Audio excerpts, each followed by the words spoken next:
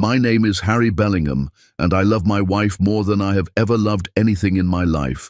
I want you to understand that before I tell you anything else, before I tell you about my father and the choice he forced me to make, before I tell you about the years that bent us without breaking us, before I tell you about hospital corridors and a November night that changed everything I understood about love, know that first. This is not a story about what we lost. This is a story about what we chose. Hi, my beautiful family. Welcome back to your own family channel, Mr. Peter Stories. After a long break, I'm finally back. I missed you all so much. Please remember that Mr. Peter Stories World is my only official channel. Some channels are re-uploading old content and causing confusion. If you're still with your brother Mr. Peter, please watch the stories till the end and support the channel. Every minute you watch helps us grow stronger together. Watch till the end. One family, one channel. It is a Saturday morning in Coral Gables. Megan is sitting across from me at our regular spot on Miracle Mile. Small place, green awning, owner named Gerald, who has known us 6 years and never asks for our order anymore. Megan gets her coffee with 2 sugars. I get mine black. Gerald brings a small bowl of fruit on the side that nobody ordered and nobody pays for, and neither of us has ever mentioned it, because some kindnesses are better left alone. Megan is telling me a story about something that happened with one of our account managers on Thursday. She started it last night at dinner, got distracted, never finished, which is something she does constantly and which used to drive me quietly mad in our early years, and which I now find so completely her that I cannot picture her any other way. She keeps laughing before she gets to the funny part, which means I am laughing before I even know what I am laughing at. Gerald glances over from behind the counter with a small smile and goes back to wiping things down without saying a word. I watch her. I do this often, just watch her when she is not performing for anyone, when she is just being Megan.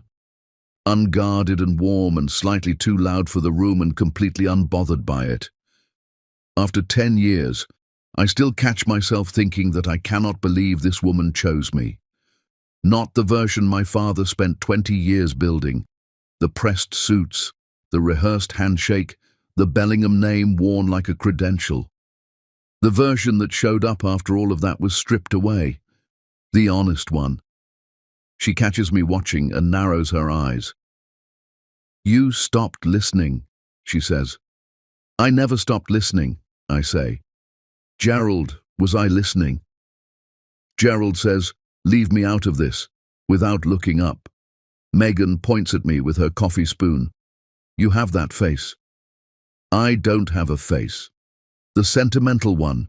You get it when you think I am not paying attention. She is right. I am sitting here thinking about how far we traveled to get to something this ordinary and this good. 10 years.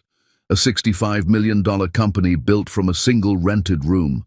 A daughter at home right now, probably watching something on her tablet she knows she should not be watching, and a letter sitting on our kitchen counter that arrived 3 days ago that I have not been able to stop thinking about since.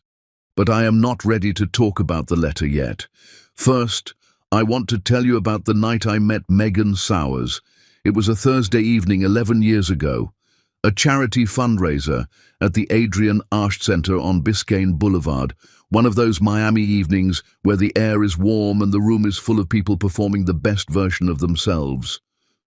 I was there for my father's company, Bellingham Property Group, doing exactly what Warren Bellingham had trained me to do since I was old enough to shake hands properly.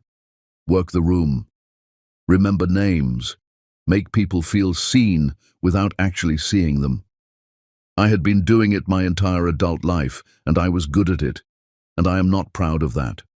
I had been there 40 minutes, spoken to 11 people, remembered every name. I was heading toward a developer from Aventura my father had asked me to connect with when I looked across the room and stopped walking completely. There was a woman near the back wall. She was not networking, not performing. She stood slightly apart from the crowd with a glass of water, watching the room with an expression that was curious and faintly amused, like she found the whole production interesting the way you find an ant colony interesting, observing it rather than being part of it. She wore a deep burgundy dress, hair pulled back neatly, the posture of someone who had never once needed a room's permission to take up space in it. I noticed all of that in about 4 seconds. Then I did something I had never done at one of these events in my entire career. I forgot about the Aventura developer, forgot about my father's instructions, and walked straight toward her. She looked at me when I arrived the way you look at someone you have not decided about yet. I said something about the artwork on the nearest wall, something completely forgettable. She looked at it slowly, then back at me and said, "Do you actually care about that piece? Or are you just using it to start a conversation?" I laughed. A real laugh, not the networking kind. "Honestly," I said, "I have not looked at it closely enough to have an opinion." She said, "At least you're honest about it." Her name was Megan Sowers, supply chain logistics, a firm in Doral, grew up in Opelika, Florida International University on a partial scholarship, invited to the fundraiser by a colleague who cancelled last minute, which she said was probably the most useful thing that colleague had ever done for her. We talked for 2 hours straight. I missed the Aventura developer completely. My father called twice, and I let it ring both times. It was the first real conversation I could remember having in years. No calculation, no impression management, no thinking about what came next or what this person could offer me. Just 2 people talking like the rest of the room did not exist. She left first. She shook my hand at the door, actually shook it firmly like we had just finished a proper meeting, said it was nice to meet me and walked out into the Miami night. I stood there a moment after she was gone. Then I drove back to my apartment in Brickell and sat in my parking garage for 20 minutes, doing absolutely nothing. Just sitting there in the quiet, thinking about a woman who walked into a room full of important people and found the whole thing faintly amusing, thinking about how long it had been since I had felt even slightly awake. I got her number through the colleague who had cancelled on her. I called 3 days later. She let it ring twice before she answered, and I have always suspected that was entirely deliberate. Coffee that weekend in Coconut Grove, dinner the Thursday after, a long walk through Crandon Park on Key Biscayne the Sunday after that, where we talked about our families for the first time, carefully at first, then less carefully, the way you do when someone is starting to feel worth the risk. I did not tell my father about her for 2 months. I told myself things were still new. That was not the real reason. The real reason was that I already knew, somewhere underneath everything, that what was coming was going to be hard, and I wanted more time in the part that was not hard yet. I was right about that. The hard part was coming, but for those 2 months there was just this: Saturday mornings and Sunday drives, and a woman who laughed at her own jokes before she finished them, and who made me feel for the first time in my adult life like the most interesting version of myself was the real one. I would not trade those 2 months for a single thing my father ever offered me. Not one single thing. Chapter 2. Sunday dinner. My mother called on a Wednesday afternoon to confirm the time. She was warm on the phone the way she was always warm, smooth and practiced, leaving no room for any answer except yes. Sunday at 3. Come hungry. She was making the pot roast Harry always loved as a boy. I hung up and sat with the phone in my hand for a moment. Megan was in the next room going over contracts. I stood in the doorway and watched her before she looked up. "That was your mother," I said. "I figured," she said. "Same face you always make when it is your mother." "I don't make a face." She gave me a look that said otherwise and went back to her papers. Megan knew the dinner was coming. We had talked about it the week before. Not a long conversation, just an honest one. She was not afraid. That was not the word for what she felt. She was clear-eyed about it the way she was clear-eyed about most things. She knew exactly what kind of room she was walking into, and she was walking in anyway. That was Megan Sowers. She never walked away from a hard thing. She just made sure she was ready for it first. We drove to Coral Gables on Sunday afternoon. The Bellingham house sat back from Alhambra Circle behind old oak trees that had been there longer than my father had owned the property. The lawn was perfectly kept. The front door was already open when we pulled into the driveway. I had grown up in that house. I knew every room and every hallway and exactly how the afternoon light fell through the back windows, and I was still gripping the steering wheel harder than I needed to. "You are doing the wheel thing again," Megan said. "I am just parking." "Harry?" I loosened my hands. She did not say anything else. She just reached over and straightened my collar once, quickly, and then opened her door and got out like it was the easiest thing in the world. My mother appeared in the doorway before we reached the front steps. Diane Bellingham was dressed carefully. She was always dressed carefully. Pearl earrings, hair set, the kind of composed appearance that takes real effort to make look effortless. She smiled when she saw us. A big warm smile. She aimed at me first and then turned toward Megan. "You must be Megan," she said. "We have heard so much about you." Megan smiled back. Genuine, direct, completely warm. "It is so wonderful to meet you, Mrs. Bellingham. Thank you so much for having me," my mother said, of course, and led us inside. I watched Megan take in the house the way she takes in everything, quietly, quickly, filing things away without making it obvious. My father was in the sitting room. Warren Bellingham stood when we entered, not quickly, not eagerly, but deliberately. The way a man stands when he wants the room to notice that he chose to stand. He was tall and well-dressed, silver at the temples, with a face that gave very little away. He shook Megan's hand. "Megan, welcome." One word, delivered with a smile that was perfectly sized, not too warm, not cold enough to be rude. Calibrated. Everything Warren Bellingham did was calibrated. My brother Cole was already seated at the table when we sat down for dinner. Cole was 2 years younger than me, easier with people on the surface, and had spent his whole life figuring out which way the wind was blowing before he spoke. He shook Megan's hand and said it was great to finally put a face to the name. He smiled the smile of someone who had already been briefed on how to behave tonight. Dinner started quietly enough. My mother asked Megan about her work. Megan talked about logistics, clearly without over-explaining, the way she always did when presenting herself to someone she had not yet decided to trust. My father asked a few questions. Polite questions, the kind that had a second meaning underneath them that only certain people would notice. "Where did you grow up? Where did you study? How long have you been in Miami?" All reasonable, all delivered in a tone that made them feel faintly like an interview for a position that had never been advertised. Megan answered everything evenly. She did not stumble or over-explain or try too hard.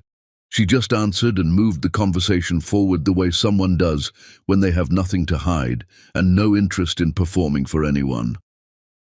I watched my father watch her. His expression did not change. That was the thing about Warren Bellingham. His face never gave you the verdict early. He listened, nodded occasionally, asked his second-layer questions, and revealed nothing. The moment came about 40 minutes in. Cole was telling a story about a golf trip he had taken with friends out to Doral the previous weekend. Somewhere in the middle of it, without much build-up, he made a comment about how their grandfather, my father's father, a man who built the original Bellingham fortune in Miami back in the 1950s, would have found all of this very progressive. He laughed when he said it, looked around the table for the laugh to be returned. Nobody laughed, but nobody said anything either. The silence lasted about 3 seconds, long enough to mean something. Then my mother asked if anyone wanted more bread, and the conversation moved on the way conversations do when everyone at the table has decided without any discussion to let something pass unchallenged. I looked at Megan. She was cutting her food. Her expression had not changed. Her posture had not changed. Her voice, when she spoke again moments later, carried no trace of what had just happened. If Cole's comment had landed anywhere on her, she was not giving this table the satisfaction of seeing it. But I saw her hand tighten once around her fork before she set it down. Just once. Just for about 2 seconds. A small thing that nobody else at that table was paying enough attention to notice. I noticed it. Then she picked up her water glass, turned to my mother, and asked about the garden she had spotted coming in. Something growing along the back fence that she thought might be a particular flowering tree she had always loved. She described it in enough detail that my mother leaned forward with genuine interest. They talked about that garden for 10 minutes. My mother pulled out her phone to show pictures she had taken of the backyard in spring. Megan asked real questions, the kind that came from actual curiosity, not politeness. My mother was more animated in those 10 minutes than she had been all evening. My father watched the whole exchange from his end of the table and said nothing. Cole refilled his glass and said nothing. We left just after 6. My mother hugged me at the door, held on a beat longer than usual, and then turned to Megan and said it had been a real pleasure and that she hoped we would come back soon. She meant part of that. I could not tell which part. My father shook Megan's hand at the door. Same handshake as before, same calibrated expression. Then he looked at me and said he would call me this week. Not a question, a statement. The kind that meant the real conversation had been postponed, not avoided. We drove back north on US 1. The Miami evening was warm and the streets were busy, and I sat behind the wheel trying to find the beginning of a sentence that said what I needed to say. I tried twice. Both times I got 3 words in and stopped because the words were wrong. Finally, Megan turned in her seat and looked at me. Harry, she said quietly, I know what that dinner was. I have been black my whole life. I know exactly what that was. I did not know what to say to that, not because I disagreed, but because anything I said felt insufficient. I reached over and took her hand, and she let me hold it, and we drove the rest of the way home like that, her hand in mine, the city going past the windows, neither of us needing to fill the quiet with anything. There are moments in a relationship that do not announce themselves as important until later. That drive home was one of them. Something settled between us that night that had nothing to do with words. An understanding, a kind of agreement made without discussion that we were in this together all the way, and that no dining room in Coral Gables was going to change that. 5 weeks later, I got down on one knee in our kitchen on a Tuesday night while she was making tea. I had planned something more considered, a reservation somewhere, a speech I'd actually written down and practiced. When the evening came, none of it felt right. It all felt like performance, and the one thing I had learned about Megan Sowers was that she did not need performance. She needed the real thing, so I just did it. Right there between the counter and the stove, with the kettle starting to whistle behind us. She said yes before I finished the sentence. Not breathlessly, not with tears, just clearly and immediately.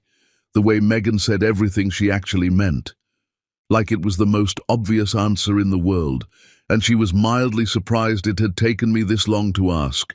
I stood up, and she put her arms around me, and the kettle kept whistling, and neither of us moved to turn it off for a long time. My father's call came 4 days later. I already knew what it was going to be about.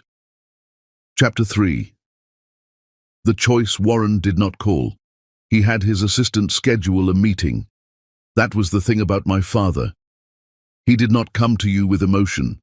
He came to you with a calendar invite and a conference room, and the full weight of everything he had built arranged behind him like furniture. Emotion was inefficient. Warren Bellingham did not deal in inefficient things. The meeting request came through on a Monday morning.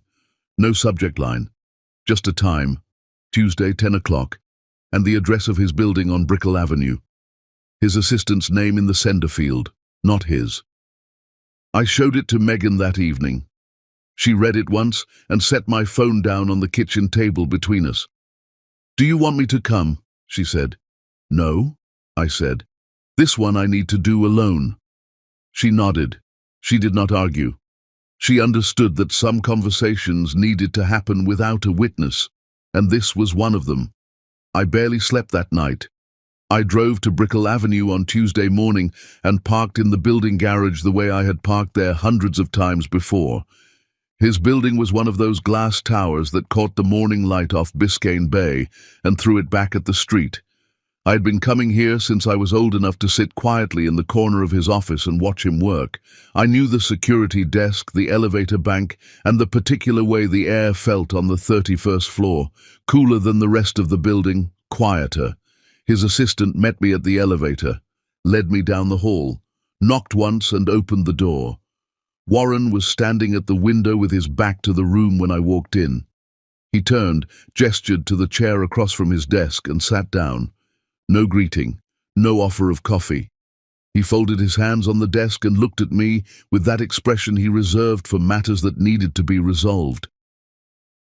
"I will be straightforward with you," he said. "All right," I said. He told me he was aware of the engagement. He said he had given the matter careful thought over several weeks. He said he had nothing personal against Megan as an individual. And the way he used the word individual made it clear that was precisely what she was to him, a category rather than a person. But that this marriage was not something the family could stand behind. He used words like legacy and reputation and long-term consequences. He talked about the Bellingham name the way other men talk about a country they are personally responsible for protecting. He talked about his father and his father's father and what they built and what it required of the people who carried it forward. He never once said the actual reason out loud. He did not need to. We both knew what it was. He just dressed it in the language of legacy and business so that he could look at himself in the mirror afterward and call it a reasonable decision. Then he told me what it would cost. The trust fund would be closed. My position at Bellingham Property Group would be terminated effective immediately upon the marriage. I would be removed from the family's legal documents, the will, the property arrangements, everything. And he would make it quietly known within his network, which was wide and had taken 40 years to build, that Harry Bellingham had made a choice the family did not support. He said all of it without raising his voice, without any visible feeling, just terms, delivered clearly, the way you read conditions to someone before they sign. When he finished, there was silence in the room. I sat there and looked at my father across that desk, and I thought about a lot of things very quickly. I thought about Megan in our kitchen on a Tuesday night saying yes before I finished asking. I thought about her at that dinner table in Coral Gables, tightening her hand around her fork for 2 seconds, and then asking my mother about the garden because she refused to let Cole's small cruelty define her evening. I thought about the way she shook my hand at the Adrienne Arsht Center, like we had just wrapped up a proper meeting and walked out into the Miami night. Then I thought about something else. I thought about the fact that my father had never once, not in my entire life, asked me what I actually wanted. Not about the company, not about my future, not about anything that mattered to me as a person rather than as a Bellingham.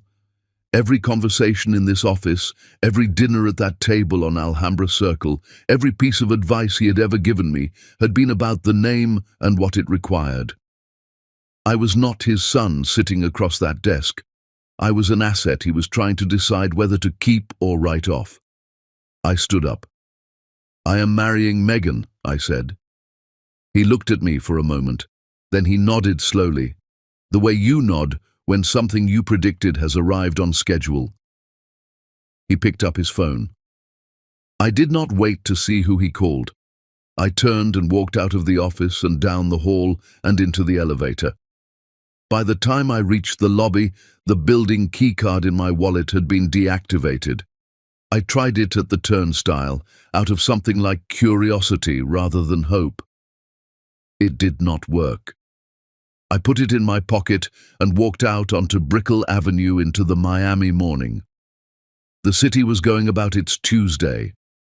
Traffic on the avenue, people moving in and out of buildings with coffee cups and lanyards, and the purposeful stride of people who had places to be. The bay was visible at the end of the block, silver blue in the morning light.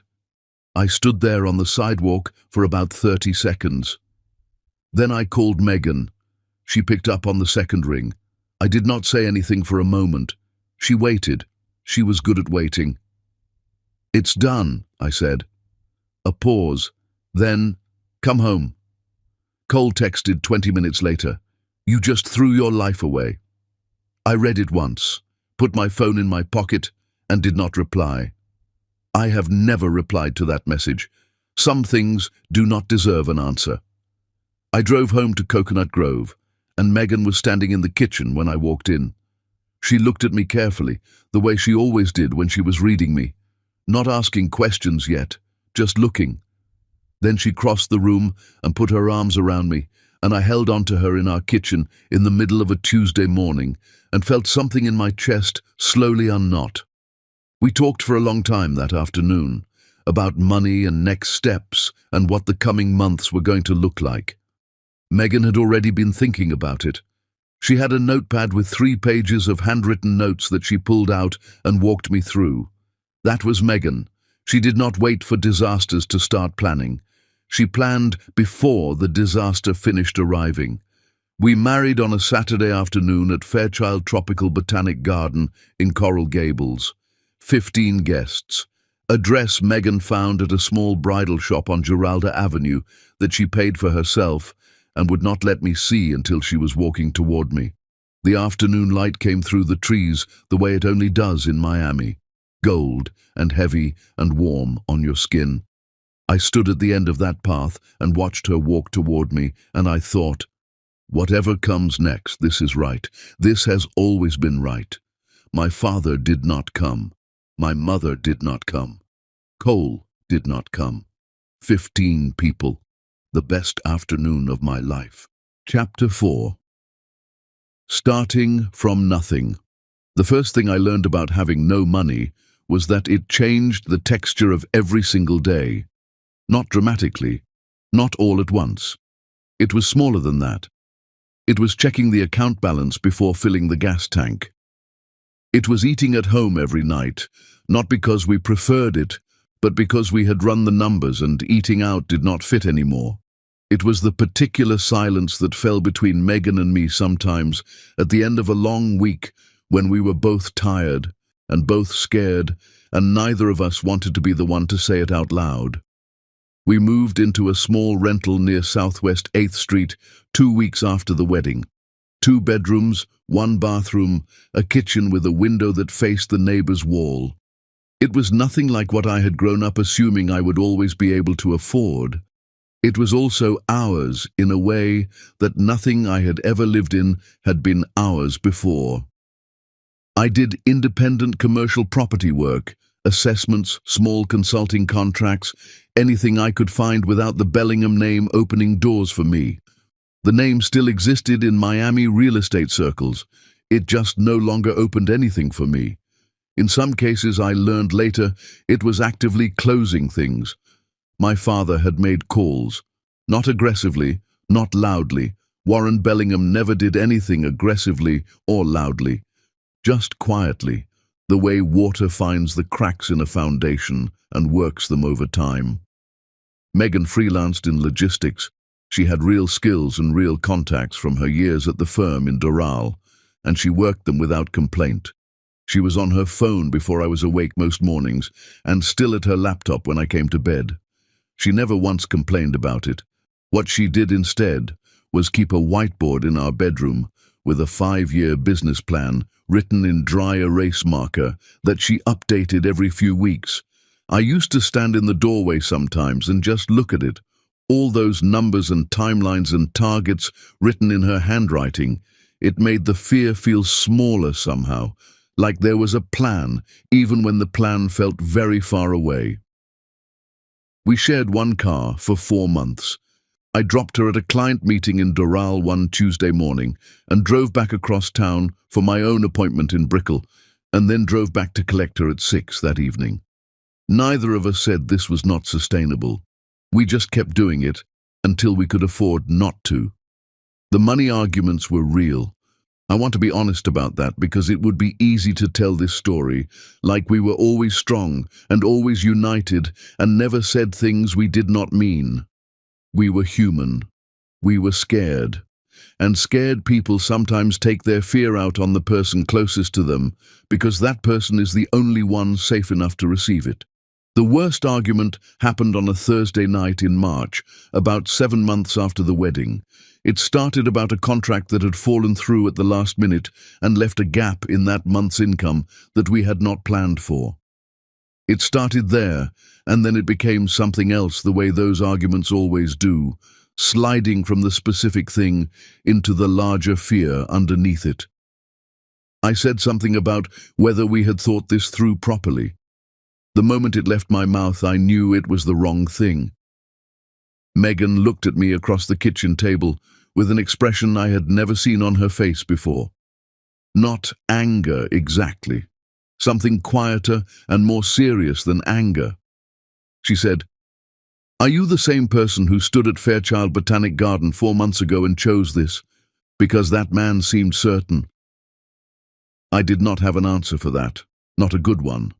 We did not speak properly for 2 days. Not a dramatic silence. We still passed each other in the hallway and answered direct questions and functioned in the same space. But the warmth was gone, and its absence was louder than any argument. I slept badly both nights. I sat with cold coffee on the morning of the 3rd day and thought about what I had said, and what it had cost, and what kind of man I wanted to be when things were hard. Megan came into the kitchen that morning and stood in the doorway for a moment. Then she walked over and sat down across from me and looked at me directly the way she always did when she had something real to say. "I did not marry you to be comfortable, Harry," she said. "I married you because you chose me. So let us stop acting like we are losing."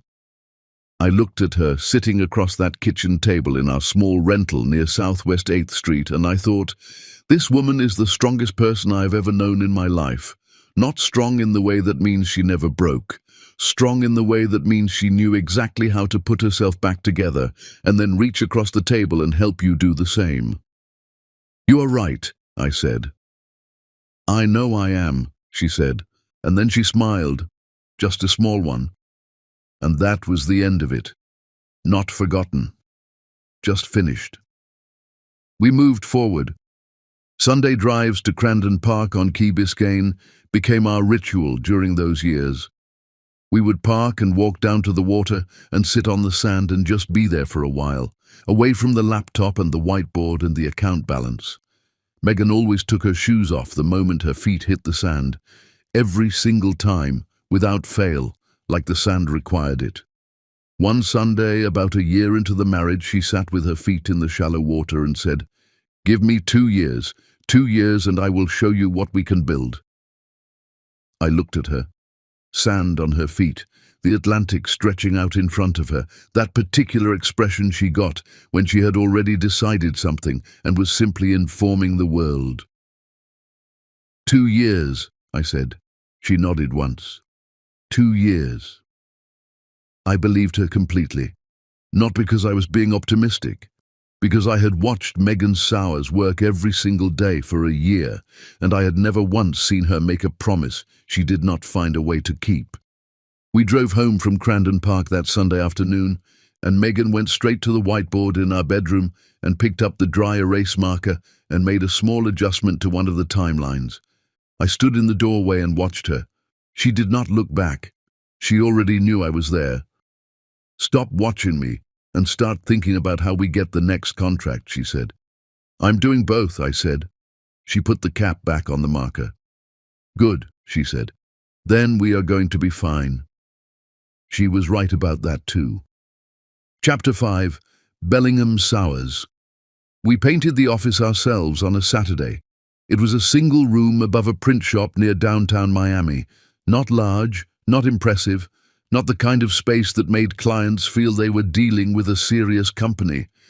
The ceiling had a water stain in one corner. The window overlooked a narrow side street. The previous tenant had left a broken desk chair that we carried to the curb together on the first morning.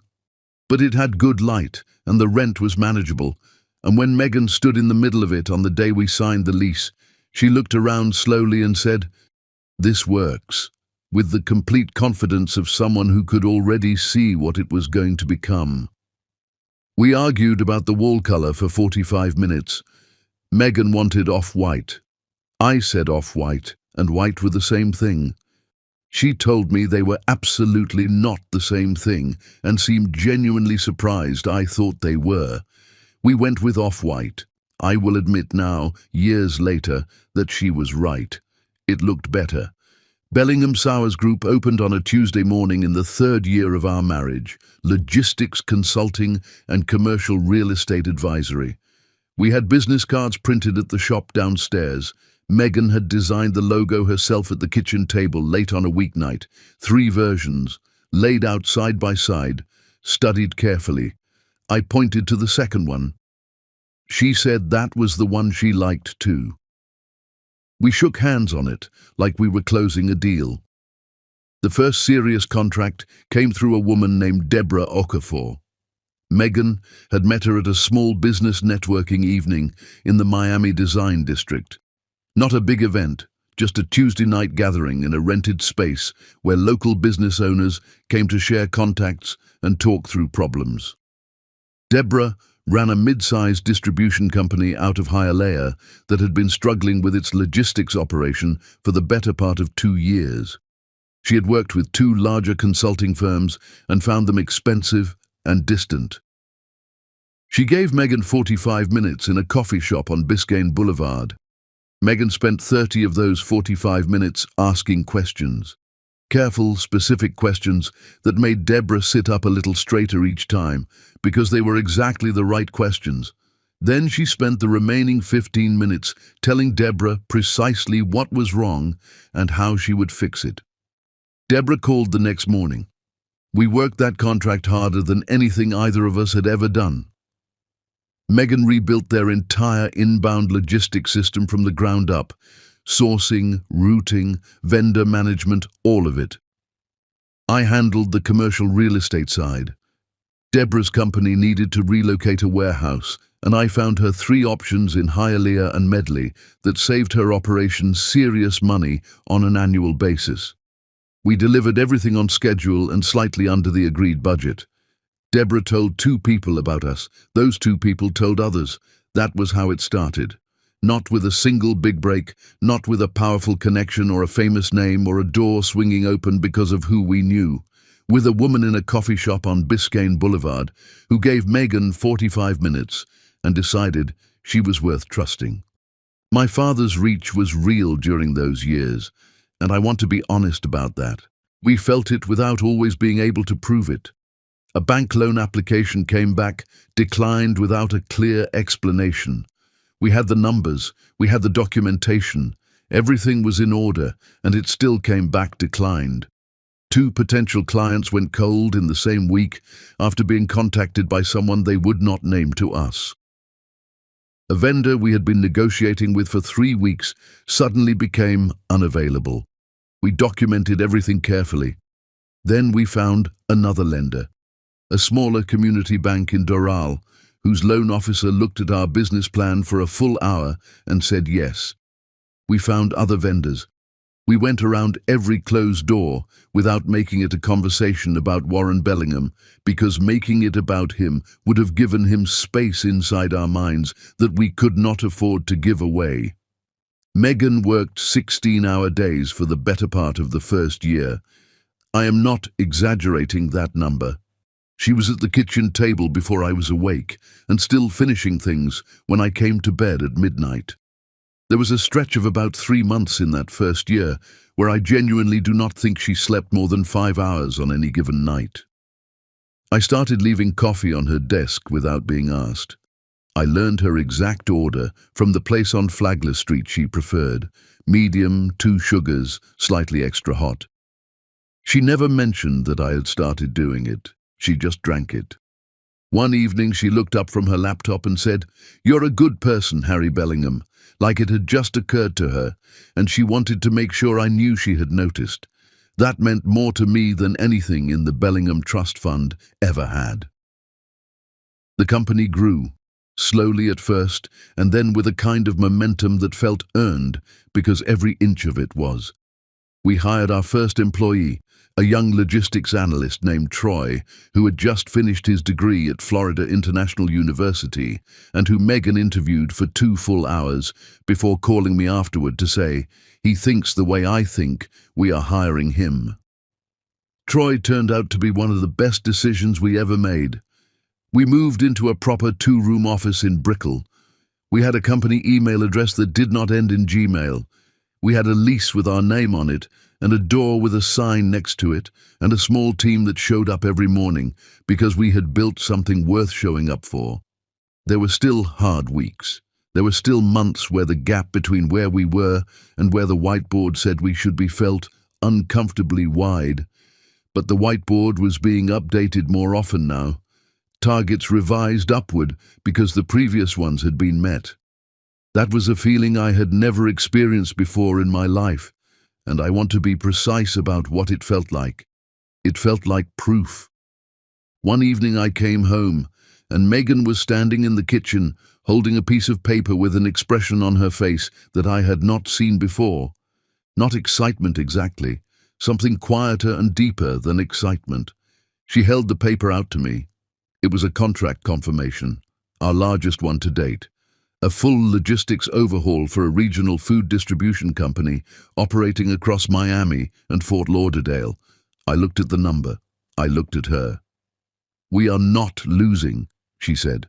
It was the same thing she had said to me across the kitchen table in our small rental near Southwest 8th Street on the morning after our worst argument. The same words. But they meant something completely different now. Now they were not a rallying cry. They were a verdict. I laughed. She laughed. The kind of laughing that comes from somewhere you have been holding tightly for a long time and are finally, carefully, allowing yourself to let go. We drove to Crandon Park that Sunday. Megan took her shoes off before she even reached the sand and walked straight to the water and stood there with her eyes closed and the Atlantic breeze coming in off the bay and her face turned slightly upward. I stood back and let her have the moment completely. She had earned every single second of it. Both of us had. But that moment belonged to her. Chapter 6. The year that nearly broke us. I want to tell you about the year Megan got sick because I think people leave this part out when they tell stories about building something.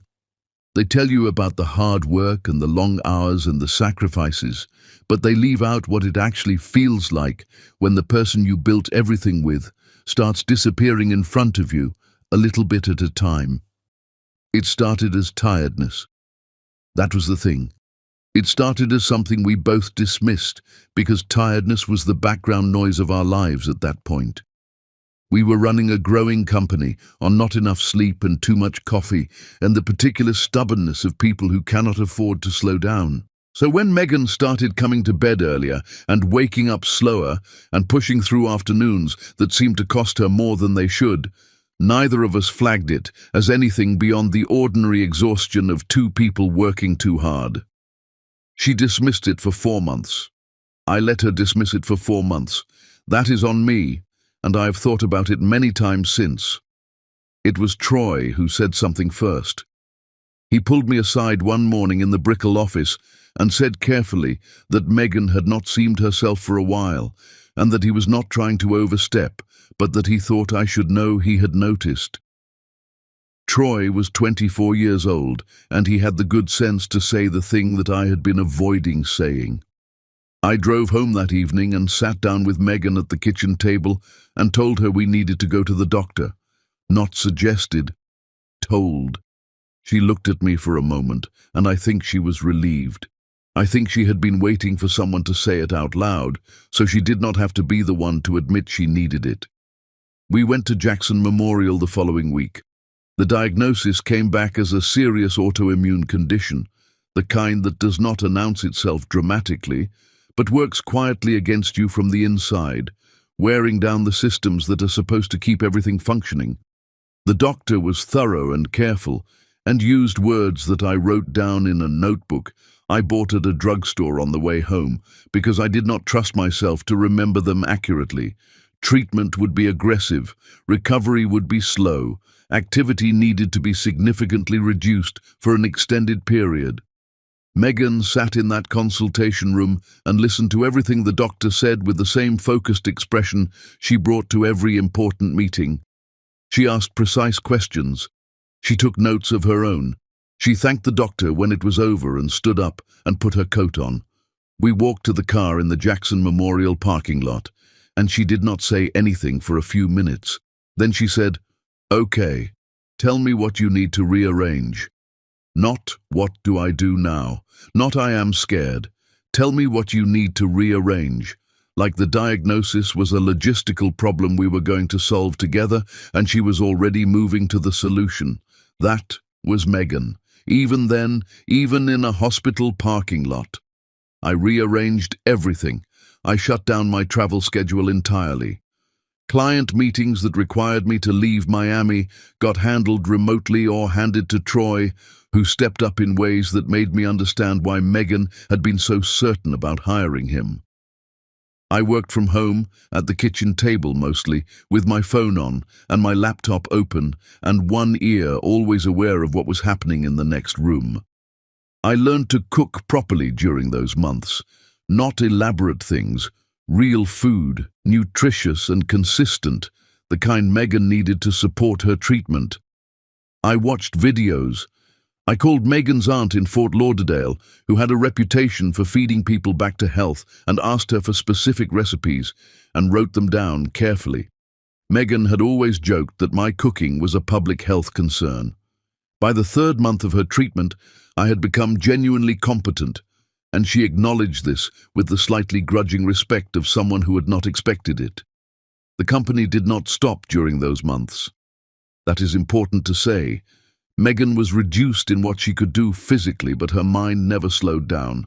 She took calls from the couch. She reviewed contracts from bed.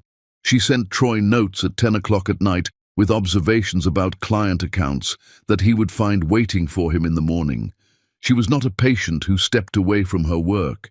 She was a person who figured out how to keep working from a different position. But the nights were hard. I want to be honest about the nights because the days had a shape to them. Tasks to do, calls to take, meals to prepare, appointments to keep. But the nights did not have that structure, and the nights were where the fear lived. There was one night in particular, a Tuesday in November, about 3 months into the treatment. Clara was not yet born. This was years before Clara. It was just the two of us in our Miami Shores house, and the night was quiet, and Megan had been having a harder week than usual, and I came into the bedroom and she was sitting on the edge of the bed in the dark, not crying, just sitting. I sat down next to her without saying anything. We stayed like that for a while. Then she said, "I am scared I'm going to cost us everything we built. Not I am scared about my health, not I am scared for myself." Her first fear was for what we had built together, for the company, for the years of work, for me. I did not try to fix it with words. I had learned by then that Megan did not need fixing. She needed witness. She needed someone to sit in the dark with her and not run from what was real. After a while she said, "I hate feeling like a burden." I said, "You are the reason there is anything to burden. There is no company without you. There is no any of this without you. So that word does not apply." She was quiet for a moment. Then she said, "You have gotten better at this." I said, "You have had to teach me everything." She leaned her head against my shoulder, and we sat there in the dark in our bedroom in Miami Shores, and outside the window the neighborhood was quiet and ordinary and completely indifferent to the fact that inside this house 2 people were holding on to each other as carefully as they had ever held on to anything. The treatment took the better part of a year. There were good weeks and weeks where good and bad were too simple a framework for what was actually happening. Megan lost weight she did not have to lose. There were mornings she could not get out of bed until 10 and afternoons that wiped her out completely. There were days when I could see the effort it cost her just to be present and cheerful for the people around her, and I loved her more on those days than I had words for. She never stopped updating the whiteboard. Even on the hardest weeks, she would get up and go to the whiteboard in the bedroom and look at it for a few minutes. Sometimes she changed something, sometimes she just looked at it. But she never stopped going to it, and I understood what that meant. It meant she was still planning. It meant she still believed in what they were building. It meant that whatever this illness was taking from her, it was not taking that. Somewhere near the end of the treatment year, our company crossed a threshold that the whiteboard had been pointing toward for 2 years. Troy called me to tell me, because Megan was resting and he did not want to wake her. I wrote the number down on a piece of paper and set it on the kitchen counter where she would see it when she came out. She came out an hour later, saw the paper, picked it up, read it. She stood there in our kitchen in Miami Shores in her robe, with the afternoon light coming through the window, and she closed her eyes for a moment. Then she set the paper down and said, "We are going to be all right, Harry." Not "we did it." Not "look what we built." Just, "We are going to be all right." It was the most important thing she ever said to me. Chapter 7. She came back stronger. Megan came back in the spring, not dramatically, not with a single moment where the clouds parted and everything changed. She came back the way she had always done everything, incrementally, deliberately, without making a performance of it. One day she was on the couch for most of the afternoon. Then she was at the kitchen table for a few hours. Then she was at the kitchen table all day. Then she was in the car with me driving to the Brickell office on a Tuesday morning with her laptop bag over her shoulder and her coffee in her hand. And that particular expression she got when she had already decided something and was simply moving toward it. Troy saw her walk through the door and stood up from his desk without thinking about it. Just stood up. Like the room required it. She looked at him and said, "Sit down, Troy, I am not a guest." He sat down. He was smiling. We were all smiling. Megan walked to her desk, set her bag down, opened her laptop, and got to work. No speech, no announcement, no acknowledgement that anything had been different. Just Megan Sowers, arriving at her office on a Tuesday morning and doing what she came to do. I watched her from across the room and thought, there is nobody on this earth like this woman. The illness had left marks. I want to be clear about that because it would be dishonest to say otherwise. She tired more easily than she had before. There were afternoons where she needed to stop and rest in a way that the old Megan would not have allowed herself. Her body had been through something serious, and serious things leave evidence. But something else had happened too. Something harder to name. She came back with a kind of focus that had always been there, but was now sharpened to a point that the whole team could feel. Like the year of slowing down had given her mind the space to work through things she had previously been moving too fast to fully think through. She had notes on everything: client strategy, company structure, new market opportunities, inefficiencies in our current operation that she had been turning over quietly for months while she was resting.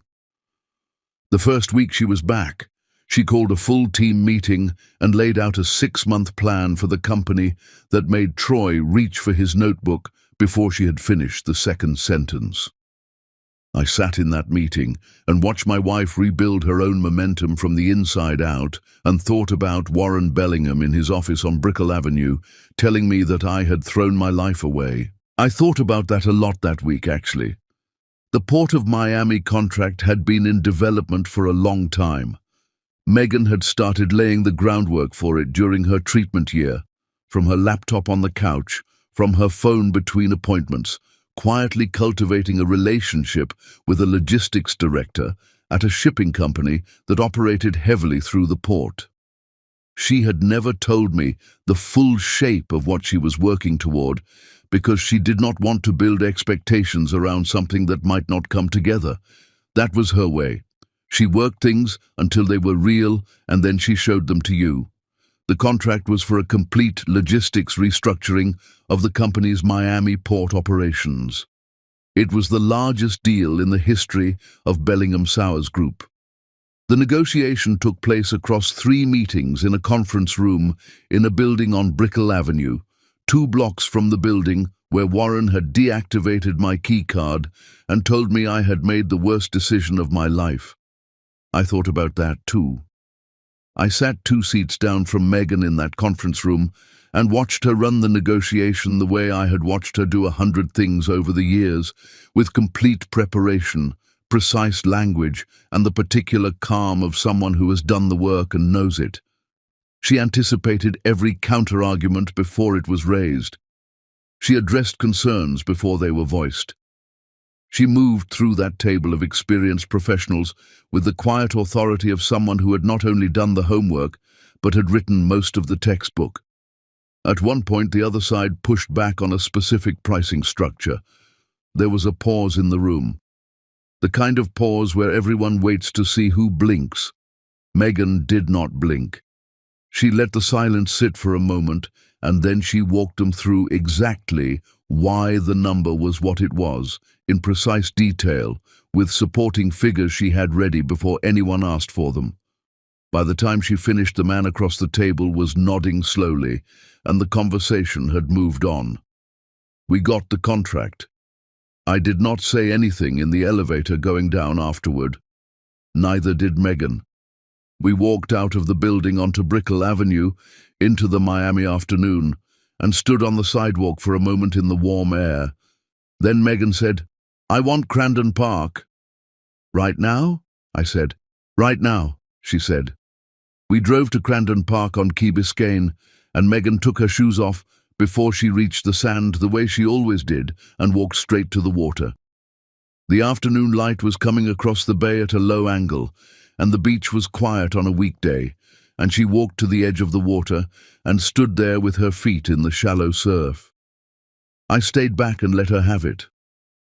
She stood there for a long time, long enough that I sat down on the sand behind her and just watched the water and let the afternoon be what it was. There was no urgency. There was nowhere else either of us needed to be. After everything, after the years of building from nothing, after the illness, after the treatment year, after the hard nights and the whiteboard and the arguments and the small hotel of fear we had both been living in, there was just this: a beach on Key Biscayne, the Atlantic in front of us, the city behind us, everything we had built between then and now. Megan turned around eventually. She looked at me sitting on the sand with my shoes still on, because I was not Megan, and I did not have her relationship with beaches, and she laughed at that. A real laugh, easy and full, the kind I had not heard enough of in the past year. She walked back and sat down next to me, and we sat there side by side looking at the water. After a while she said, "We are nowhere near done." Not as reassurance, not as motivation, just as a statement of fact from a woman who had already looked at the next version of the whiteboard in her head and liked what she saw. "I know," I said. "The port contract opens 3 new doors," she said. "I have been thinking about which ones to walk through first." I looked at her. She was already somewhere ahead of where we were sitting, already planning, already moving. "Tell me," I said. She told me. We sat on that beach on Key Biscayne until the light started to go, and Megan talked and I listened, and the Atlantic came in and went back out the way it always did, indifferent and steady, and there regardless of anything we were going through. The company hired 4 new people that quarter.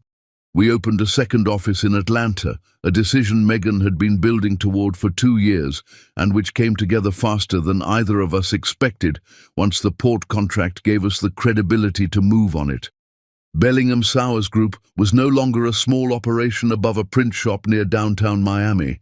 It was something real and substantial and growing, and it had been built entirely by two people who started with nothing but each other and a whiteboard in a bedroom closet.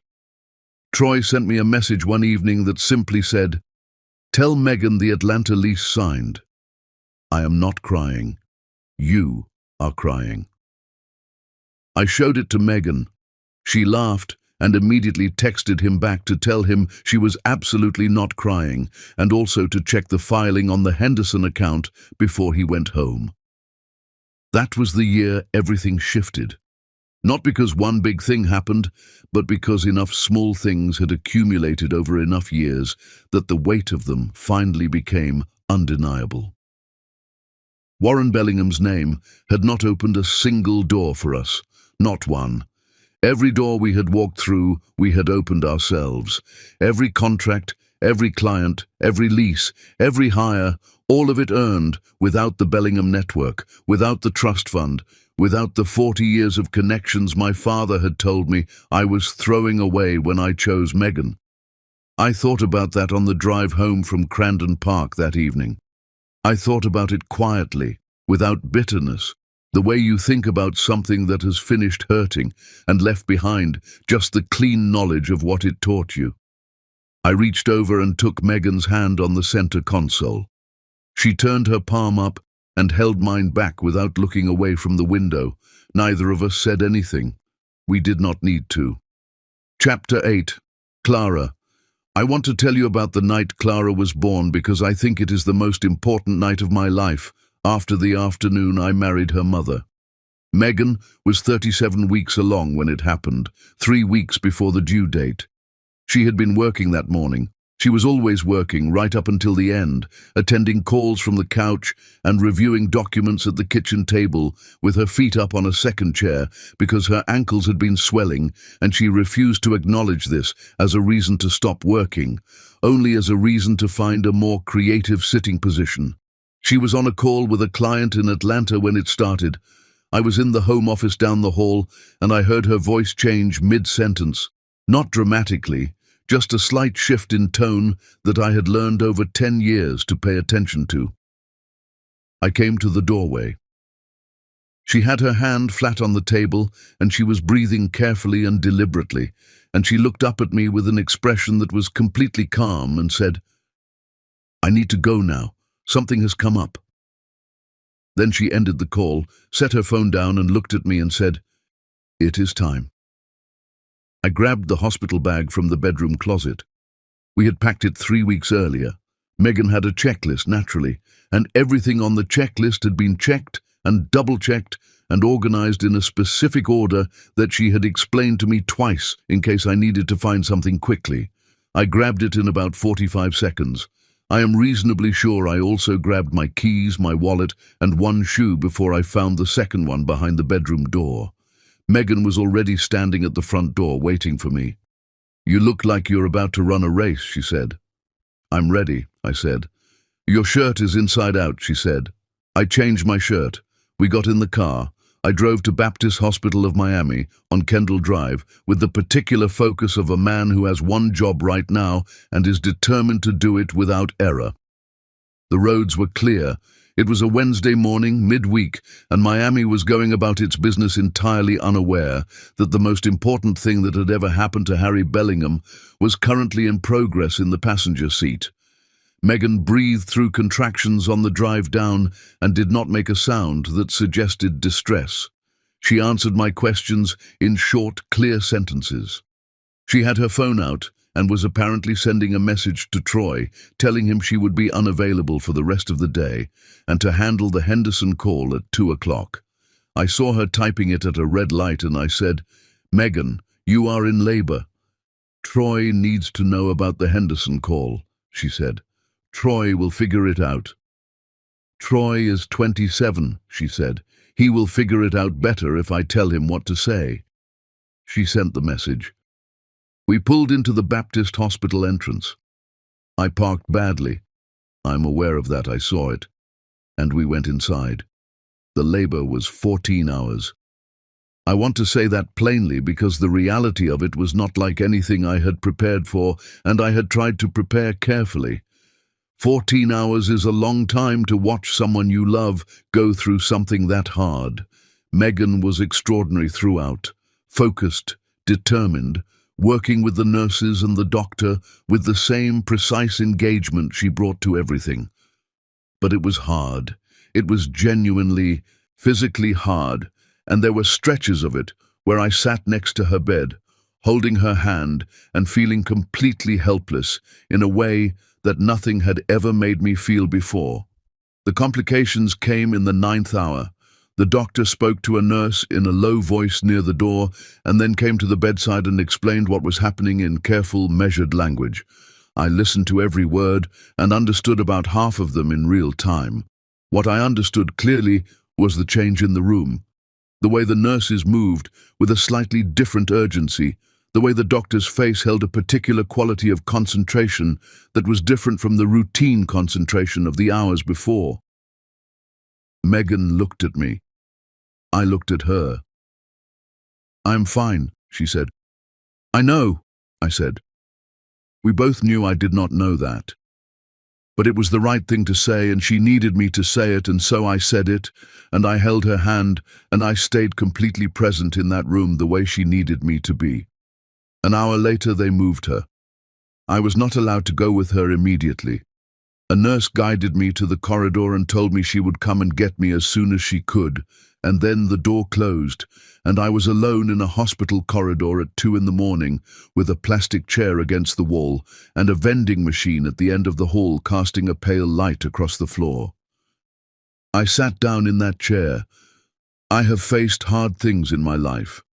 I have been cut off by my father and built a company from nothing and watched my wife go through a year of serious illness. But I want to be honest about that corridor because it was the most frightening place I have ever been in my life. Not because of anything dramatic, just because of the silence and the closed door and the simple, terrible arithmetic of loving someone so completely that the thought of their absence becomes something your mind cannot process. I sat in that chair and I bargained, not out loud, just internally, in that private conversation that people have when they are out of options and need to feel like they are doing something. I bargained with whatever was listening. I made promises. I said things I had never said before and meant all of them. At some point, I put my head in my hands. I do not know how long I sat like that. Long enough that my back stiffened and the vending machine light flickered once and the corridor stayed quiet except for the distant sounds of a hospital going about its necessary work at 2 in the morning. Then the door opened. A nurse appeared.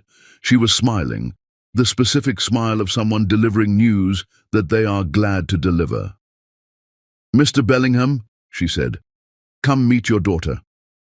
I stood up so fast the plastic chair scraped back against the wall. Clara arrived at 3:47 in the morning. She was 3 weeks early and small in a way that made my heart do something complicated the first time I saw her. Small but furious, screaming from her first second in the world with the full-throated outrage of someone who had strong opinions about the transition she had just been required to make. The nurse told me that was a very good sign. I could not speak well enough to respond. They put her in my arms. I have held important things in my life. I have signed contracts and shaken hands and carried the weight of decisions that changed the direction of everything. Nothing prepared me for the weight of this. She was so small. She was so completely and entirely herself from the very first moment, already a person, already particular, already Clara. I stood there holding my daughter and I could not find a single word. Megan was watching me from the bed. She was pale and exhausted and had been through 14 hours of something that I had only witnessed from the outside, which meant I had seen only a fraction of what it had actually cost her. She looked at me standing there holding Clara with my mouth slightly open and no words coming out, and she said, "Are you actually crying right now?" I was absolutely crying. I was not going to pretend otherwise. "Yes," I said. "Come here," she said. I carried Clara to the bedside, and sat down carefully in the chair next to Megan, and she reached over and put her hand on Clara's head, so gently, that first touch, like she was confirming something she had been waiting a long time to confirm. And then she looked at me with an expression I had never seen on her face before and have never forgotten since. Not joy exactly. Something deeper than joy. Something that did not have a name in any language I knew well enough to use. We named her Clara that morning. Clara Megan Bellingham. Megan had wanted the name for a long time. She had mentioned it once about 2 years before she was pregnant, in a completely offhand way during a conversation about something else entirely, and I had filed it away without telling her, and when the time came I brought it out, and she looked at me like she could not believe I had remembered. I remembered everything. That was one thing I had gotten right. Driving home from Baptist Hospital 2 days later, Megan in the passenger seat, Clara in the car seat in the back that I had installed and checked 4 times, I thought about Warren Bellingham. I thought about him sitting in his Brickell office with his calibrated expressions and his legacy speeches and his network of carefully maintained connections. He had a granddaughter. He did not know her name. He had not been there. He had made his choice, and I had made mine. And Clara was in the back seat making small sounds that I was already learning to read, and my father was in Coral Gables not knowing any of it. I thought about what that cost him. Not what it had cost me. I knew what it had cost me, and I had made my peace with most of it. What it had cost him, what he had arranged to miss, what his pride and his legacy and his carefully protected name had purchased him in the end. I reached back and rested my hand briefly on the car seat. Clara made a sound, something small and unconcerned with anything except the immediate present, the way newborns are. I put both hands back on the wheel and drove my family home. Chapter 9. The letter on the counter, 10 years. I want you to sit with that for a moment, the way I have sat with it. 10 years from the morning I walked out of Warren Bellingham's office on Brickell Avenue with a dead keycard in my pocket and my father on the phone behind me. 10 years from a small rental near Southwest 8th Street and one shared car and a whiteboard in a bedroom closet with a 5-year plan written in dry erase marker. Bellingham Sowers Group was a $65 million company. I am not saying that to impress you. I am saying it because there was a time, a specific Tuesday night, when Megan and I sat across from each other at a kitchen table, and the silence between us was made entirely of fear, when that number would have seemed like something from somebody else's life, and now it was ours, fully, completely, undeniably ours. We had offices in Miami and Atlanta. We had a team of 31 people who showed up every morning because we had built something worth showing up for. We had clients who had been with us for 7 years, who called Megan directly when something needed solving, who had referred us to other clients, who had referred us to others. We had built it all without a single door opened by the Bellingham name. Our life in Miami Shores was not a movie version of success. It was better than that. It was real.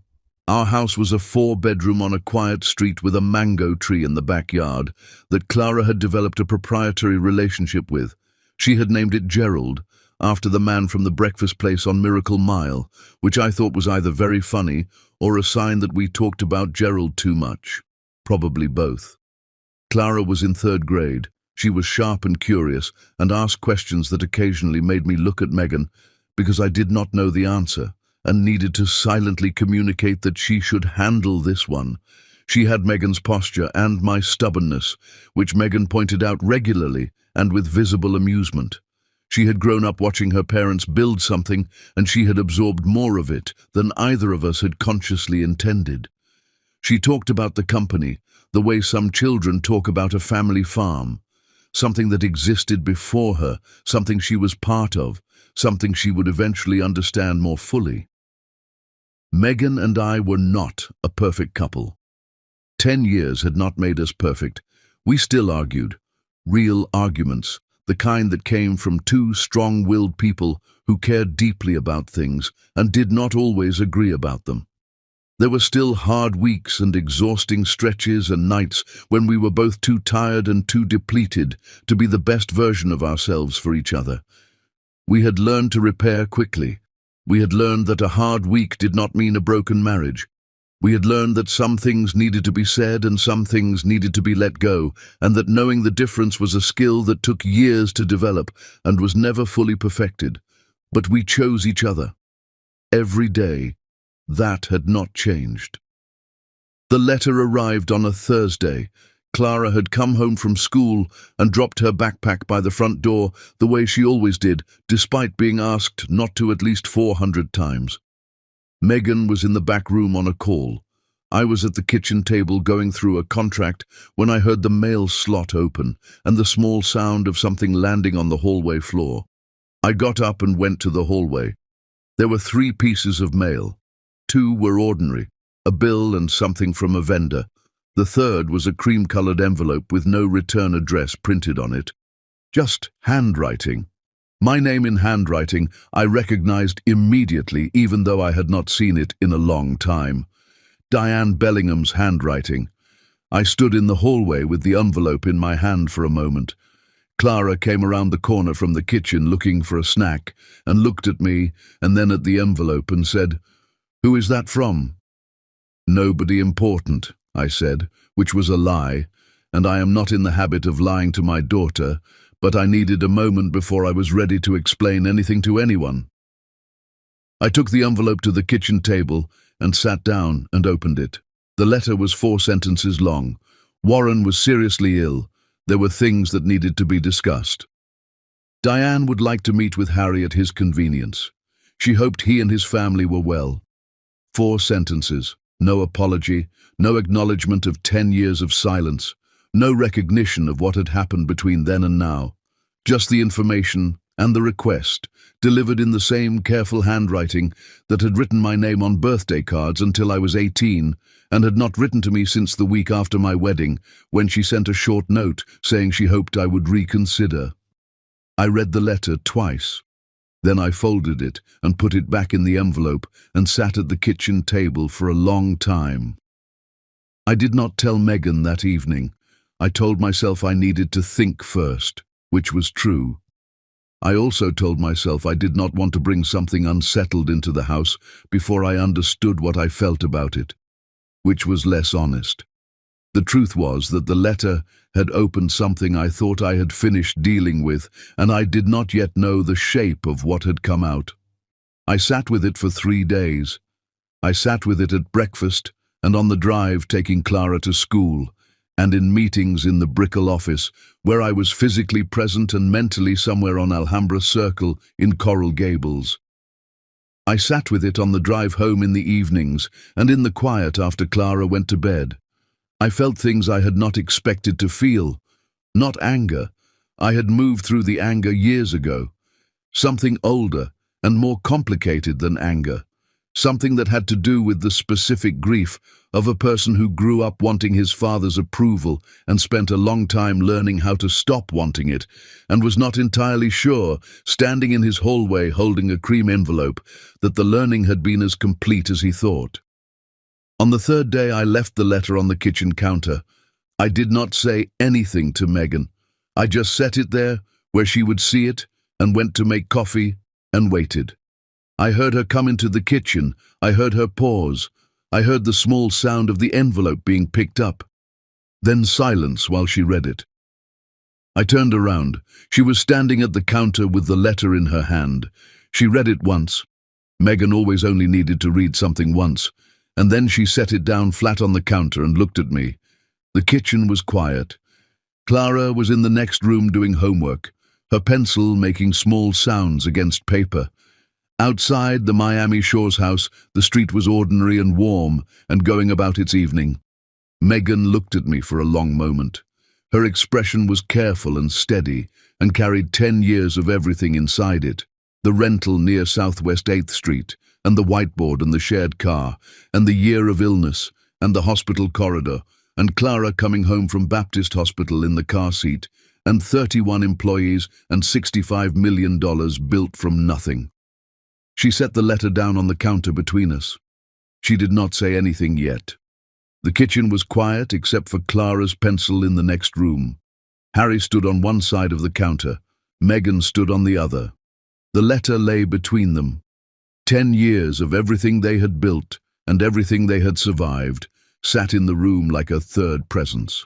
Not threatening, just there, solid and undeniable, and entirely theirs. Something was coming. They both knew it. The only question was what they were going to do when it arrived. Chapter 10. She came to my door. Diane Bellingham did not wait for a reply. She showed up on a Thursday afternoon. I was in the back room on a call when Megan appeared in the doorway and said quietly, "Harry, your mother is at the front door." Just that, nothing else.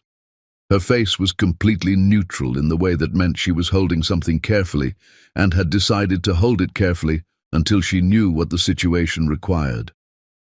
I ended the call. I walked to the front door and opened it. My mother was standing on the front step of our Miami Shores home in a light grey dress with her hair set the way it was always set and her hands folded in front of her. She looked older, not just in years, though it had been a decade and the years were visible, but in something behind the eyes. A tiredness that the Coral Gables composure was working hard to cover and not entirely managing. She looked at me for a moment. I looked at her. "Harry," she said, "may I come in?" I stepped aside. She walked into our home. I watched her take it in. The hallway, the photographs on the walls, the drawing Clara had made of our family that was stuck to the refrigerator with a magnet, the mango tree visible through the kitchen window. She took all of it in quietly, without comment, the way someone takes in evidence of a life they were not present for. I led her to the living room. Megan was standing in the kitchen doorway with her arms crossed. Not aggressively, just present. Watching. Megan was always watching when it mattered. Clara was upstairs doing homework, her footsteps occasionally audible through the ceiling, completely unaware of what was happening in the room below. My mother sat down.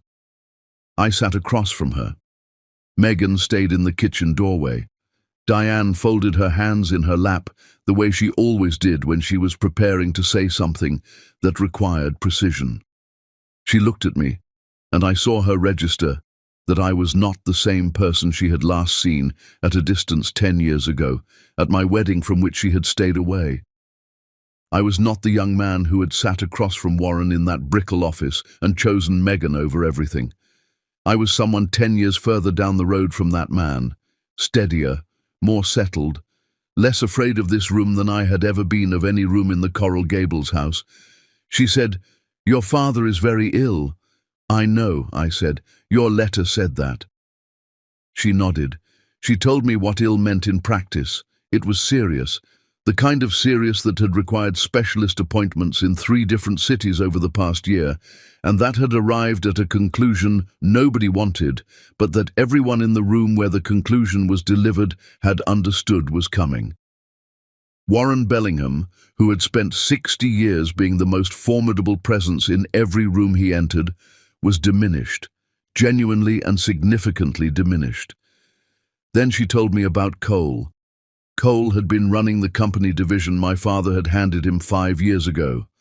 Cole, who had spent his whole life figuring out which way the wind was blowing, had made a series of decisions over the past 3 years that had damaged things in ways that were now very difficult to contain. She did not go into detail.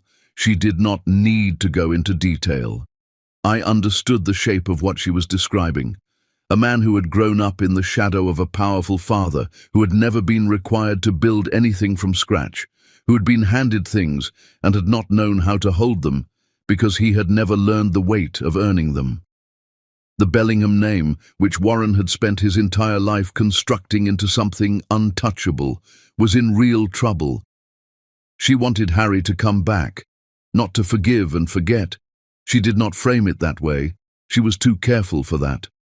But to help stabilize what was left, to use what he knew about real estate and business to help protect what remained of the company, to be, and this was the word she used carefully, a Bellingham again. When she finished, I was quiet for a moment. The living room was still. I could hear Clara's pencil upstairs. I could hear the mango tree moving slightly in the breeze through the kitchen window. I could hear Megan breathing steadily in the doorway behind me. Then I asked my mother one question. Do you remember a Sunday dinner on Alhambra Circle about 10.5 years ago? She looked at me. Something shifted in her expression. Not much, just enough. Yes, she said. Do you remember what Cole said at that table? A pause. Yes. And do you remember what you did after he said it? She did not answer that one. She did not need to. We both knew what she had done. She had asked if anyone wanted more bread. She had let it pass. She had chosen the smooth surface of the dinner over the truth of what her son had just said and what her husband's silence had permitted. Then I talked. Not with anger. I had carried anger about my family for years, and I had set it down somewhere along the way. I could not tell you exactly when, only that one day I noticed it was no longer something I was carrying, and I was lighter for it. What I had instead was clarity, the clear-eyed knowledge of a man who had been told he was throwing his life away and had spent 10 years finding out exactly what his life was actually worth. I told my mother about the bank loan that came back declined without explanation when we had done everything right. I told her about the 2 clients who went cold in the same week after being contacted by someone who would not identify themselves. I told her about the vendor who suddenly became unavailable, about the particular experience of building something with your hands while someone with your own last name quietly tries to make sure it fails. I told her about the year Megan got sick, about what it cost us, not in money, but in the things that money has no jurisdiction over, about the treatment and the long months of watching someone you love fight their own body while also refusing to stop fighting for what you had built together, about the whiteboard that Megan never stopped updating even on the hardest weeks because she was not going to let the illness take that from her. I told her about a corridor at Baptist Hospital of Miami at 2 in the morning, about sitting in a plastic chair outside a closed door, not knowing what was happening inside it, about the kind of bargaining a man does when he is out of options and the person he loves most in the world is behind a door he cannot open. I told her about Clara. I did not raise my voice once. I did not perform it for the room. I just told her plainly, specifically, without drama, what these 10 years had actually contained, not the highlight reel, all of it. The way I had told it to you from the beginning. My mother listened to everything, her composure held for most of it. She was Diane Bellingham, and she had been holding her composure in difficult rooms for 40 years, and she was not going to stop easily. But near the end, when I talked about Clara, about the corridor at Baptist Hospital, about driving home with my daughter in the back seat and thinking about what Warren had arranged to miss, something moved across her face that was not the expression I had been seeing on her my entire life. It was not the composed smile. It was not the careful warmth that meant nothing. It was something underneath all of that. Something that had been underneath all of that for a long time and had never been allowed to the surface. She looked past me at Megan. Megan was still standing in the kitchen doorway, arms at her sides now, watching with that steady, careful expression she had brought to every hard thing in the 10 years I had known her. My mother looked at Megan for a long moment. Then she said, "I am sorry, Megan. I should have said that a very long time ago." The room was quiet. Megan looked at her. She did not rush to fill the silence with reassurance. She did not make it easy or smooth it over. She was not built for that kind of performance, and she had never pretended to be. She let the apology sit in the room and take up the space it deserved. Then she said, "I hear you, Diane. Not I forgive you. Not it is fine. Not let us put this behind us. Just, I hear you." 3 words that acknowledged what had been said, without pretending that 3 sentences could close 10 years. Megan Sowers had always known exactly how much weight words could carry, and she never asked them to carry more than they were able. I looked at my mother. "I will think about what you have asked," I said. "I cannot give you an answer tonight. I will talk to my wife and we will decide together the way we have decided everything for 10 years. If we decide to help, it will be on our terms. Not the Bellingham terms, ours." My mother nodded. She looked at me for a moment with that tired something behind her eyes, and I understood, perhaps for the first time, that she was not only Warren Bellingham's wife. She was also a woman who had made choices she could not unmake, and had lived inside the consequences of them, and was sitting in her son's living room in Miami Shores, holding the full weight of that. I did not forgive her in that moment. I want to be honest about that. Forgiveness was not something that happened in a living room in an afternoon. It was something that happened slowly, over time, in the private work of a person deciding what they wanted to carry and what they wanted to set down. That work was still ahead of me. But I saw her. Maybe for the first time I actually saw her. She stood up. She looked around the room one more time. The photographs, the mango tree, the refrigerator with Clara's drawing held on by a magnet, her granddaughter's drawing, a child she had never met. She picked up her bag. At the door she paused and looked at me. "You built something real," she said. "We built something real," I said. She nodded once. Then she walked down the front path to her car, and I stood in the doorway and watched her go. I closed the front door. I turned around. Clara was on the stairs, halfway down, sitting on a step with her knees pulled up, watching me with those sharp, quiet eyes of hers that missed nothing. She had her mother's eyes. She had always had her mother's eyes. "Who was that?" she said. I looked at my daughter, sitting on the stairs in our Miami Shores home on an ordinary Thursday evening. "That was your grandmother," I said. Clara thought about that for a moment, the way she thought about everything. Seriously, thoroughly, without rushing to a response. "Are we going to see her again?" she said. "I don't know yet," I said. "Maybe." She nodded slowly. Then she said, "Is she the one who was mean to Mom?" I looked at her. 9 years old, and she had already understood the shape of this story from the pieces we had given her over the years without ever sitting her down and explaining it directly. Children understand more than adults plan for. Megan had always said that, and Megan had always been right. "It is more complicated than mean," I said. "But yes." Clara thought about that. Then she said, "Are you okay, Dad?" And something in my chest shifted at that question, at the simplicity of it, at the fact that my 9-year-old daughter, sitting on the stairs in her school clothes, had looked at her father's face and asked the right question. "I am going to be," I said. She came down the rest of the stairs and put her arms around me, and I held her in the hallway of our home. This home that Megan and I had built, this life that Megan and I had chosen, this child that Megan and I had brought into the world at 3:47 in the morning at Baptist Hospital while I sat in a corridor bargaining with whatever was listening. Megan came out of the living room and stood watching us for a moment. Then she walked over, and I put my other arm around her, and the three of us stood in the hallway of our Miami Shores home, the mango tree in the backyard, and Gerald's breakfast place on Miracle Mile, and the Brickell offices, and 31 employees, and $65 million built from nothing, and all of it, every single piece of it, earned. I thought about Warren Bellingham in his Brickell office 10 years ago. I thought about the word he had used, legacy.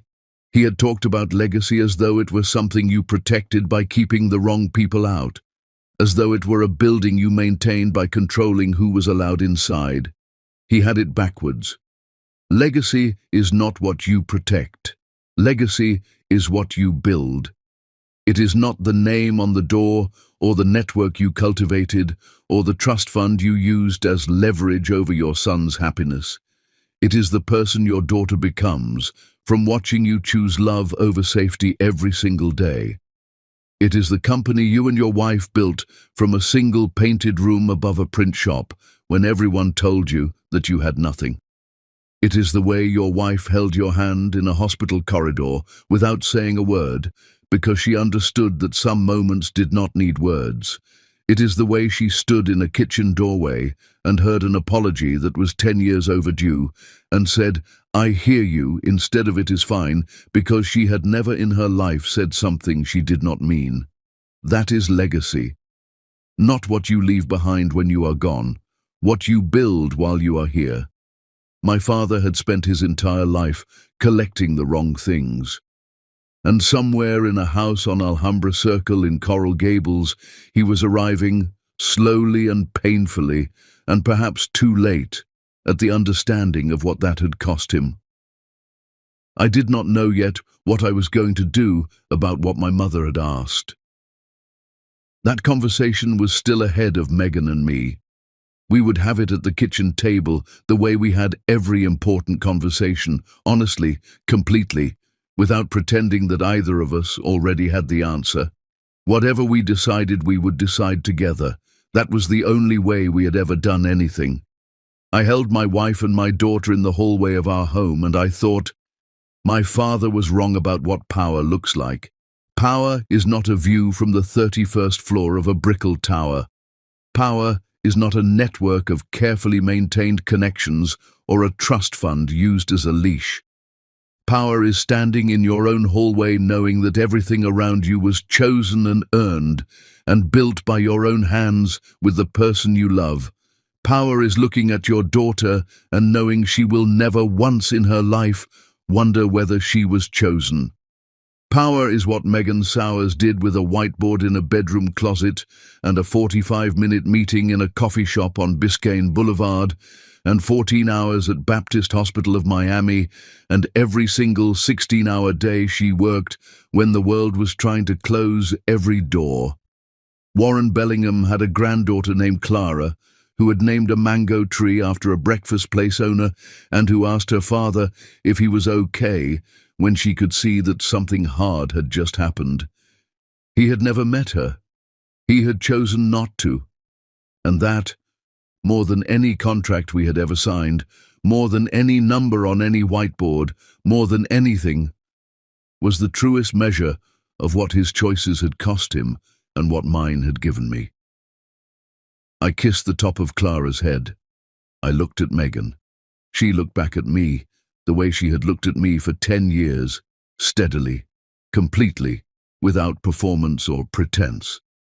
The way a person looks at someone they chose and would choose again without hesitation. "Dinner," she said. "Dinner," I said.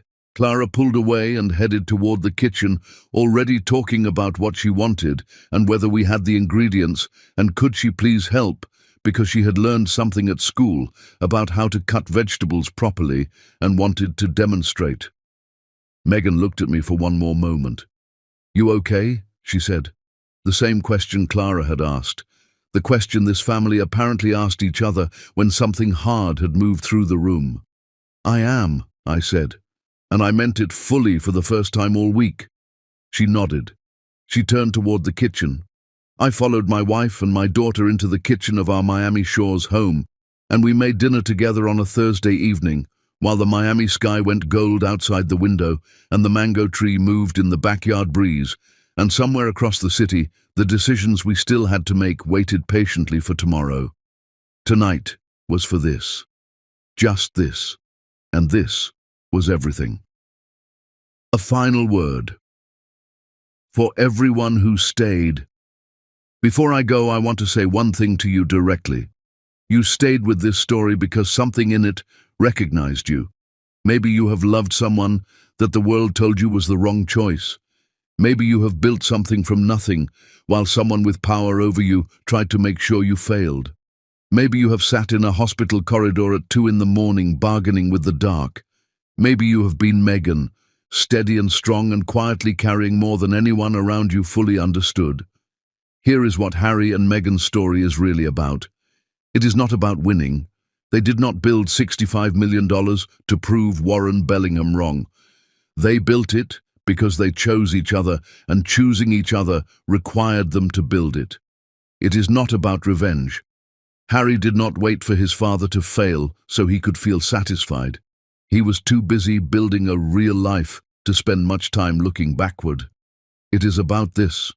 The most important decision you will ever make is not what you do with your talent or your ambition or your intelligence. It is who you decide to stand next to when everything else is taken away. It is who you choose when choosing is hard. It is who you hold on to in the corridor at 2 in the morning when you have no control over anything except the fact that you stayed. Choose that person carefully.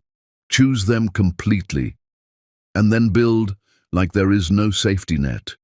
Because when you build that way, when you build from love and from honesty and from the stubborn refusal to let anyone else define what your life is worth, what you build cannot be taken from you. Not by a father with a phone and a network and a 40-year name. Not by anything.